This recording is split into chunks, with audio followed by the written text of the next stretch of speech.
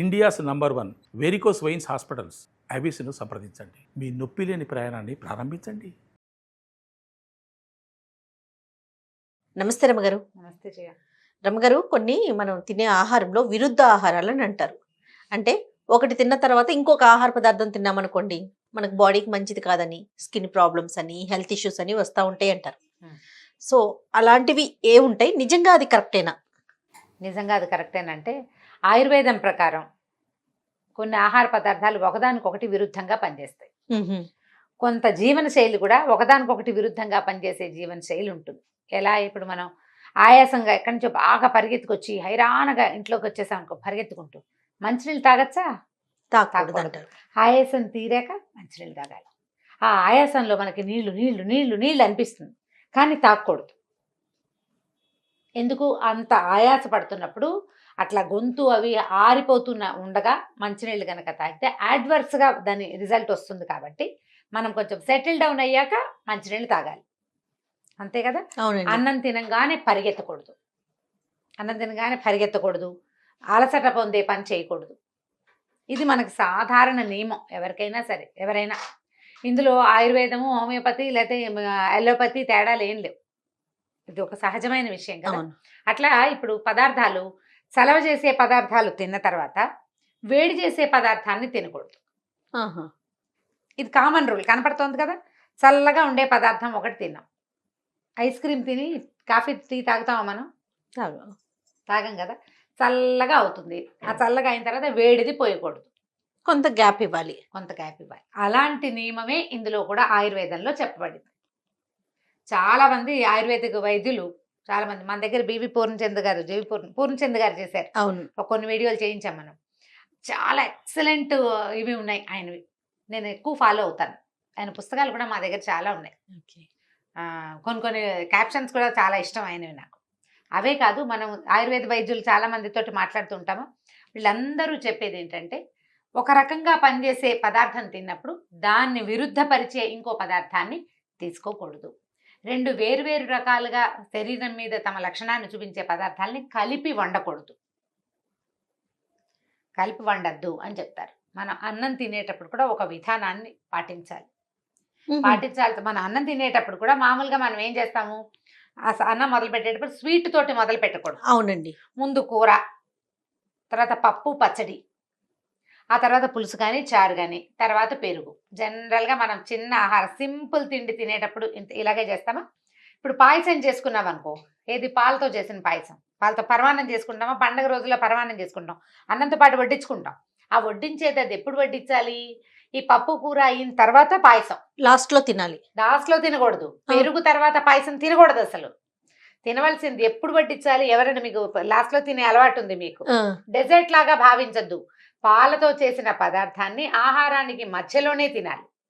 పప్పు పచ్చడి అయిన తర్వాత పులుసుకి ముందు తీపి పదార్థాన్ని తినేసి, హల్వా చేసిన, పాయసం చేసిన, రవ కేసరి చేసిన వాటిని తిన్నాక అప్పుడు పులుసు, అప్పుడు పెరుగు తినాలి. ఎందుకో చెప్తాను నియమం.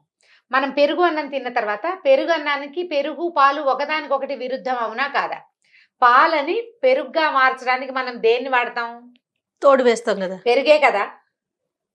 పెరుగు తర్వాతే కనుక మనం పాలతో చేసిన పదార్థాన్ని తింటే ఇవి రెండూ కలిసి లోపల ఏదో ఒక చిన్న క్రియ జరగదా? జరగచ్చు కదా. అందుకని పెరుగు తర్వాత ఎప్పుడూ తినకూడదు.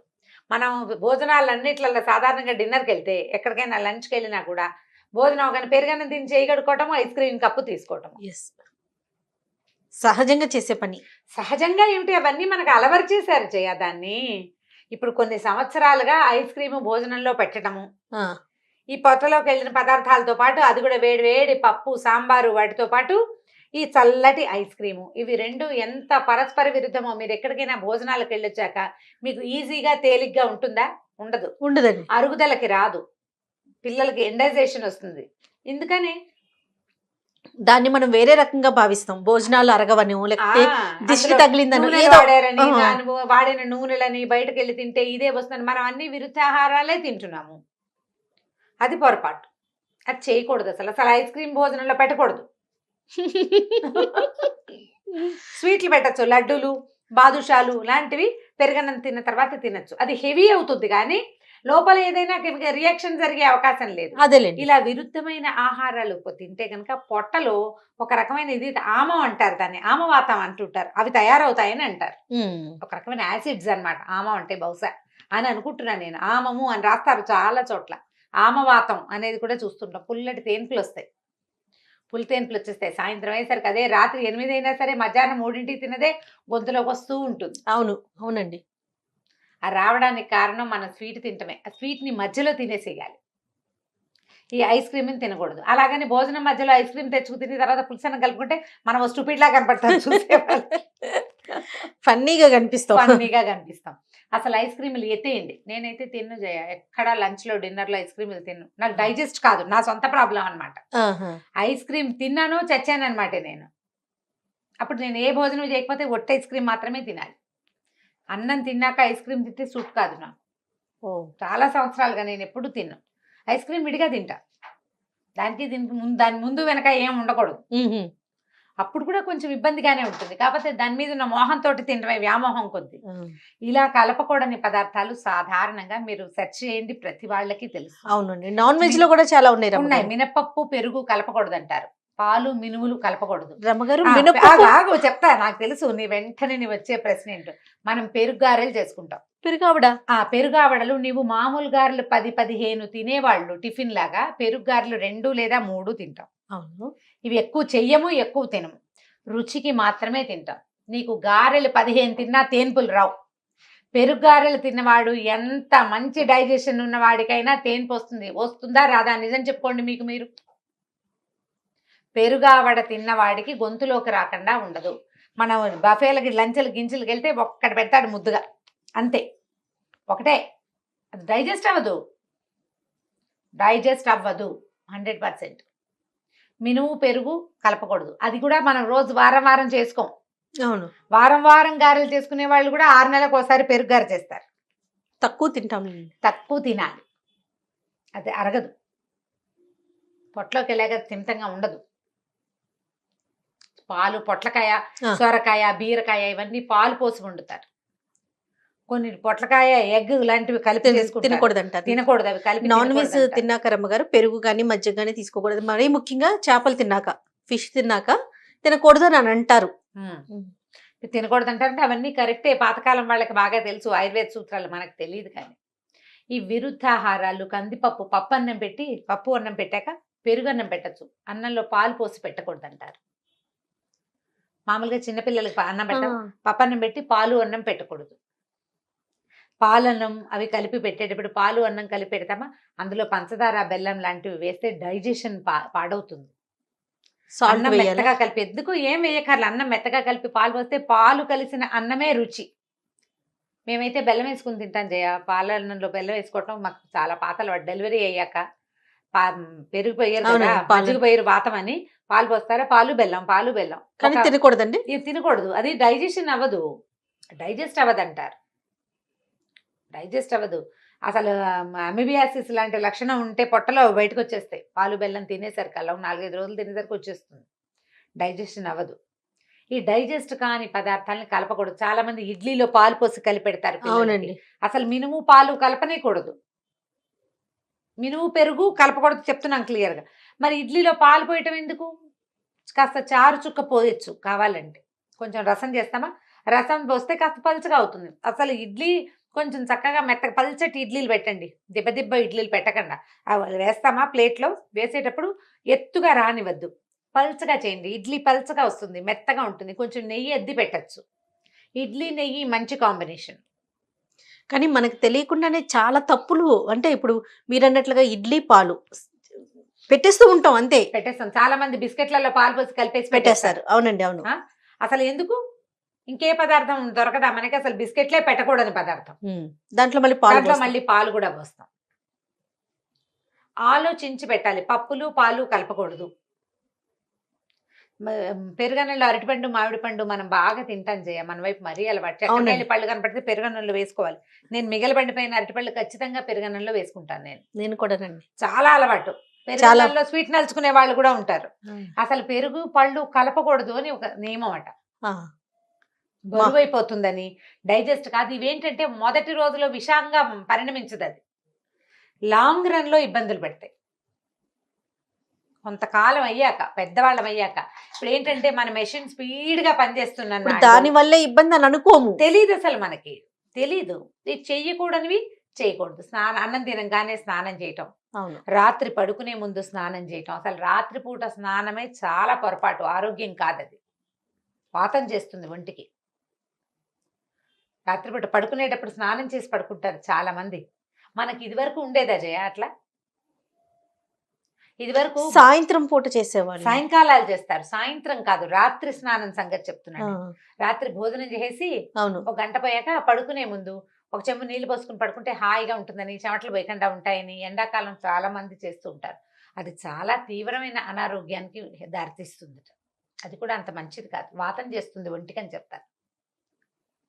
ఇప్పుడు ఒంటికి వాతం అవన్నీ మన నమ్మం, అవేం లేవంటాం. జలుబు మనకి తెలుసు కదా, చక్కగా తెలుసు.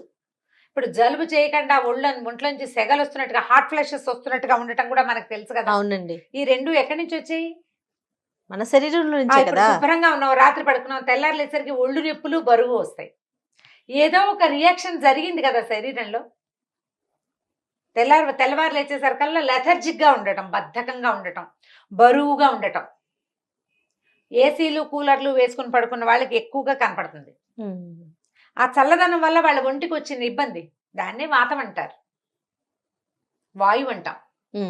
అదే మనం శుభ్రంగా తినేటప్పుడు అన్ని 4 స్వీట్లు వేసుకొని అన్నం, పప్పు పచ్చడి, కందిపొడి వేసుకుని తినేస్తాము. ఒక 2-3 గంటల తర్వాత పొట్టకు తేన్పు వస్తుంది, కడుపులో మంట వస్తుంది, విసుగు వస్తుంది, సోడా తాగుదామనిపిస్తుంది, నడుద్దామనిపిస్తుంది, ఎప్పటికీ పొట్టలో బరువు తీరదు. ఇవన్నీ ఎక్కడి నుంచి వచ్చినాయి? మనం తినే ఆహారం వల్లే కదా. ఆహారం వల్ల లోపలికి వెళ్ళాక అది దాని ఇష్టారాజ్యంగా ప్రవర్తించి, మనం తిన్న ఫుడ్, మన పొట్టలో ఉన్న మెషిన్, అవి రెండింటికి కాంబినేషన్ సెట్ అవ్వక ఇబ్బంది పడుతున్నాం మనం. దానికి ఏదో ఒక పేరు పెట్టారు పాతవాళ్ళు, ఆయుర్వేద రీత్యా కొన్ని పేర్లు ఉన్నాయి దానికి. అరుగుదలకి రాకూడదు, అజీర్ణం, వాత, పిత్త, కఫ దోషాలు అంటారు కదండి. ఇప్పుడు ఇవి ఖచ్చితంగా ఉంటాయి. నీకు ఫ్లమ్ చేరింది, కఫం. నీకు తరచూ ఒళ్ళు నొప్పులు, బాధలు వస్తున్నాయి, వాతం. వామిటింగ్ సెన్సేషన్ వస్తుంటుంది, అరుగుదలకి రాదు, గొంతులు తేన్పులు వస్తుంటాయి పైకి, దాన్నే పిత్తం అంటారు. ఇప్పుడు ఇవి ఖచ్చితంగా ఉంటాయి. మనం ప్రధానంగా ఏంటంటే ఈ ఫుడ్ తోటి కలపచ్చా, కలపకూడదా? కూరగాయలకు సంబంధించి ఏమైనా ఇన్ఫర్మేషన్ ఉందా రమ్మగారు మీ దగ్గర, ఇది కలుపుకోకూడదు అనేసి? ఇప్పుడు 2-3 రకాల కూరగాయలు కలిపి వండుకుంటాం. ఇప్పుడు కలగలుపు పద్ధతులు పనికిరావు అంటారు జయ. ఎలా అంటే ఇప్పుడు మనం టమాటాలు అన్నిట్లలో కలిపేస్తాం. అవునండి. ఆలులు చాలా వాటిలలో కలిపేసుకుంటాం. ఆలుగడ్డ కలుపుతాం కదా. అవును అవును. ఆలుగడ్డ కలుపుతాము. తర్వాత ఏమో గుమ్మడికాయలో కొన్ని కలపకూడదు. కొన్ని పదార్థాలని కలుపుకోకుండా ఏ కూరకు ఆ కూర చేసుకోవటం ఒక చాలా మంచి ప్రాక్టీస్ కదా. చిక్కుడుకాయ ఉందా, చిక్కుడుకాయ వేపుడు, చిక్కుడుకాయ ఈగురు, చిక్కుడుకాయలో అల్లం పచ్చిమిర్చి వేసుకోవచ్చు, కొంచెం కరివేపాకు, కొత్తిమీర వేసుకుంటే చిక్కుడుకాయ రుచి. వంకాయ కూర వంకాయ రుచి కాదు రమ్మగారు. 2 కూరలు వండుకుంటాం కదా, మరి కలగలపొద్దు, ఏ కూరకు ఆ కూరే వండుకుంటున్నాం, 2 కలిపి తింటాం కదా. అవును, 2 కలిపి తింటావు. నువ్వు ఇప్పుడు ఒక 2 కూరలు వండుకున్నావు, ఆ కూరని ఆ కూరగానే తింటావు. ఆ కూర రుచి, ఆ కూర తాలూకు లక్షణము వెళ్లాల్సింది వెళ్ళిపోతుంది. తర్వాత కదా నువ్వు రెండో పదార్థం తినేది. లోపలికి వెళ్ళి కలుస్తాయి కదా అని అన్ని కలుపుకుంటావు. అదొక పాయింట్, అది కూడా ఒక పాయింట్. లోపలికి వెళ్ళి కలుస్తాయి కదండి మనం. అందుకని అన్నానికి గ్యాప్ మధ్యలోకి అసలు మంచినీళ్ళు తాగండి అంటారు. కొద్దిగా ఒక చుక్క నీళ్ళు తాగి గ్యాప్ ఇస్తాం. పైగా నువ్వు 2 కూరలు అటెస్ట్ తెచ్చి ఎందుకుంటారు, ఎందుకు వండుతాం మనం? ఓ పప్పు, ఓ కూర, ఓ పచ్చడి, రసం, పెరుగు, ఇంతకంటే ఏమిటి? 2-3 కూరలు ఎవడు వండేసుకుంటాడు జయ అసలు? ఇప్పుడు ఏదో ఫంక్షన్లో అప్పుడు వండుతాం, రోజువారీ ఎన్ని చేసుకుంటాం? అవన్నీ చేస్తామా? చేయలేం కదా. అంత అన్నం ఎవరు తింటున్నారు అసలు? పగల అన్నం తిని రాత్రి అన్నం తినడమే మానేస్తున్నాం. ఆలోచించుకుని చేసుకోవాలి. ఆలు ఫ్రై, ఫ్రూట్స్ విషయంలో ఏమైనా ఉందండి? ఫ్రూట్ సాలెడ్స్ చేస్తారు కదా. అవును. ఫ్రూట్ సాలెడ్ కూడా కొన్ని కలపకూడదు అంటారు జయ. అంటే అవైనా కూడా ఇప్పుడు సాలెడ్ చేయటం అంటే అన్ని రకాల పదార్థాలు కలిపి మళ్ళీ దాంట్లో అవి కలవడం కోసం అది ఇంకోటి ఏదో ఉంది కదా, లిక్విడ్ ఏదో వేస్తాం. దాని పేరు ఏమిటి? కస్టర్డ్ లాంటివి, కస్టర్డ్ చేసేసుకోవడం, కస్టర్డ్ పౌడర్ కలుపుకొని. ఎందుకు? ఏ పండుగ ఆ పండు తినకూడదు? ఏ పండుగ ఆ పండు తినచ్చు కదా. ఇప్పుడు అదొక కొత్త ఆహార పదార్థం అని ఒక ఫీల్ కదా రమ్మగారు. ఎప్పుడైనా తింటాం కదా, ఎప్పుడైనా తింటాం. అందులో పాలు పోసి అవి పోసి. ఫ్రూట్స్ మిల్క్ కలపకూడదు అంటారు సాధారణంగా. పాలు పళ్ళు కలుపుకోకూడదు. ఇప్పుడు పుల్లటి పళ్ళు ఉంటాయి, అందులో సిట్రస్ ఫ్రూట్స్ ఉంటాయి కదా, సిట్రస్ ఫ్రూట్ పాలు కలిపితే ఎట్లా విరిగిపోతాయి కదా పాలు పులుపు తగిలేసరికి. దానిమ్మలో కూడా కొంత సి విటమిన్ ఉంటుందా, మరి కమలాలు, బత్తాయిలు, ఇవన్నీ గ్రేప్స్ ఇవన్నీ పులుపు కదా, వీటిలలో పాలు పోస్తే ఇట్లా విరుద్ధమైపోలా. ఏ పళ్ళకి ఆ పళ్ళు తినండి, ఎప్పుడైనా సాలెడ్ తినండి ఒక్కసారి, రోజు అవి తినం కదా. శుభ్రంగా అన్ని ద్రాక్ష పళ్ళు తినండి, ద్రాక్ష పళ్ళు తిన్నాక పిల్లలకి పాలు కలిపివద్దు. కమలాలు, ద్రాక్షలు అవి తిన్నప్పుడు పాలు తాగకూడదు. కలుపుకోవడం సంగతి పక్క పెట్టు. సిట్రస్ ఫ్రూట్ తిన్నాక కమలా పండిచ్చం పిల్లడు పాలు తాగుతాడు, కక్కేస్తాడు, పాలు పెరుగుగా అయిపోతాయి. లేదా పాలు తాగుతాడు, పాలు తాగిన కాసేపటికి ఎవరన్నా కమలా పండు తింటుంటే పిల్లల దగ్గరికి వస్తే ముద్దుకు ఒక కమలా తానిస్తే ఒక 5 నిమిషాల్లో కక్కేస్తాడు. మనం ఈ కక్కేయటాన్ని సహించలేకపోతాం.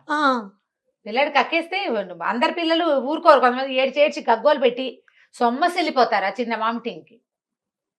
మనం చేసిన పని ఏంటి, పాలు తాగిన పిల్లడికి కమలాతోన పెట్టాం. మనం ఎక్కడ ఆలోచిస్తాం, పాలు బాగోలేదు, బాటిల్ సరిగ్గా కడగలేదు, ఇట్లా ఆలోచిస్తాం తప్ప కమలానే కారణం అనుకోము. చూసుకోవాలి, కొంచెం కష్టమే కదా రమ్మగారు. అంతే. ఇంకొకటి ఉంది చెప్తానండి నీకు, చాలా ఇంపార్టెంట్ మ్యాటర్. పొద్దున్నే ఇడ్లీ దోశ ఏదో చట్నీ తింటామా, ఇడ్లీ సాంబార్ తినేస్తాం, దాని తర్వాత కాఫీ తాగకూడదు. Idli sambar with coffee. కానీ జయ నాకు ఎప్పుడు మేము ఎక్కడికైనా ఊరు వెళ్ళినప్పుడు, జనరల్గా ఇక్కడ బయట టిఫిన్లకు వెళ్ళి అలవాటు లేదు మాకు. సంవత్సరంలో ఒకసారి లేదా 2 ఏళ్ళకు ఒకసారి బయటికి వెళ్ళేది మేము ఊళ్ళో ఉంటే. బయటికి వెళ్ళినప్పుడు ఏదైనా ఊరు వెళ్ళినప్పుడు టిఫిన్ తినాక కాఫీ తాగితే ఒక 3-4 గంటల పాటు మళ్ళీ భోజనం చేసాక తిక్కగానే ఉండేది. నాకు ఆకలి అనిపించదండి. ఆకలికి అది ఏమిటో తిక్క విసుగు, అది ఏమిటో తెలీదు. తర్వాత నేను ఒకసారి ఒక ఆర్టికల్ తెలుసుకుని చదువుకున్నాను.